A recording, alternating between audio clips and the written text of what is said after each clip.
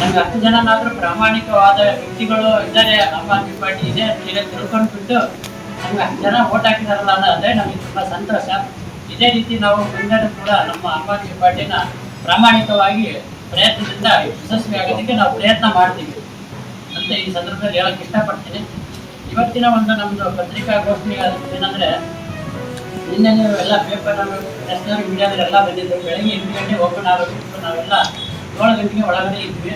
Tiffin ಎಲ್ಲ arrangement ಮಾಡಿದ್ರು election commissioner. Tiffin ಎಲ್ಲ ಆದ್ಮೇಲೆ 7:30ಗೆ ಬೂತ್ ಓಪನ್ ಮಾಡ್ತೀವಿ, ಎಲ್ಲ ಡೋರ್ ಓಪನ್ ಮಾಡಿಬಿಟ್ಟು ಎಲ್ಲ ಬ್ಯಾಲೆಟ್ ಪೇಪರ್ಸ್ ಎಲ್ಲ ತಗೊಳ್ತೀವಿ. 8 ಗಂಟೆ ಕೌಂಟಿಂಗ್ ಸ್ಟಾರ್ಟ್ ಮಾಡ್ತೀವಿ ಕರೆಕ್ಟಾಗಿ ಅಂತ ಹೇಳ್ತೀವಿ. ನಮಗೆ ಸೆಕೆಂಡ್ ಕೊಟ್ಟಿದ್ರು ಮೀಟಿಂಗಲ್ಲಿ. ಆದರೆ ನಿನ್ನೆ 8 ಗಂಟೆ ಆದ್ರೂ ಸ್ಟಾರ್ಟ್ ಮಾಡಲಿಲ್ಲ. ನಾವು ಯಾಕೆ ಇನ್ನೂ ಬರ್ತಾ ಇಲ್ಲ ಅಂತೇಳಿ ಒಳಗಡೆಯಿಂದ ಎದ್ದು ಹೊರಗೆ ನೋಡಿದರೆ ಅವ್ರು ಡೋರೇ ಓಪನ್ ಆಗ್ತಾ ಇರಲಿಲ್ಲ, ಎಲ್ಲ ಲಾಕ್ ಆಗ್ಬಿಟ್ಟಿದೆ, ಡೋರ್ ಓಪನ್ ಆಗ್ತಾ ಇಲ್ಲ. ಆಮೇಲೆ ಅವರು ಇಲ್ಲ ಬೀಗ ಬರ್ತಾ ಇಲ್ಲ, ಅದೇ ಇಲ್ಲ. ನಾವು ಕಮಿಷನರ್ ಕೇಳಿದೆ ಸಂತೋಷ್ ಕುಮಾರ್ ಸರ್ಗೆ. ಬೈ ಎಲೆಕ್ಷನ್ ನಲ್ಲಿ ನಮ್ಮ ಸಮರ್ಥನ ಇವತ್ತು ಗೆಲ್ಸಿದ್ದಾರೆ. ಅವರಿಗೆ ನಾನು ತುಂಬುರದಿಂದ ನಮ್ಮ ದಾವಣಗೆರೆ ದಕ್ಷಿಣದ ತಡಿಯಪ್ಪ ಅವನು ತಳಗಿರಿಸಪ್ಪ ನಮ್ಮ ದಾವಣಗೆರೆ ದಕ್ಷಿಣ ಮತದಾರ ಬಂಧುಗಳಿಗೆ ತುಂಬುರದಿಂದ ತಡಿಯಪ್ಪ ಕೃತಜ್ಞತೆಗಳು, ಅಭಿನಂದನೆಗಳನ್ನ ಸಲ್ಲಿಸ್ತೇನೆ.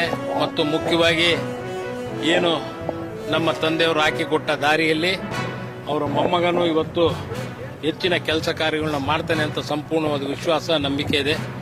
ಅದೇ ನಿಟ್ಟಿನಲ್ಲಿ ಅವನು ಮುಂದೆ ಸಾಗಲಿ, ಅದಕ್ಕೆ ಸಂಪೂರ್ಣವಾದ ನಮ್ಮ ಸಹಕಾರನೂ ಇದೆ. ಮತ್ತು ದಾವಣಗೆರೆ ಜನತೆಯ ಹೆಚ್ಚು ಸಹಕಾರದಿಂದ ಇವತ್ತು ಬಡವರು ಎಲ್ಲ ಜಾತಿ ಜನಾಂಗದವರು ಇವತ್ತು ಆಶೀರ್ವಾದ ಮಾಡಿದ್ದಾರೆ. ಅವರು ಇನ್ನೂ ಹೆಚ್ಚು ಕೆಲಸ ಕಾರ್ಯಗಳನ್ನ ಮಾಡಲಿ, ಮೂಲ ಸೌಕರ್ಯಗಳನ್ನ ಹೆಚ್ಚು ಗಮನದಲ್ಲಿಟ್ಕೊಂಡು ಕೆಲಸಗಳನ್ನ ಮಾಡಲಿ ಅಂತ ನಾನು ಈ ಸಮಯದಲ್ಲಿ ಹೇಳಬಯಸ್ತೇನೆ.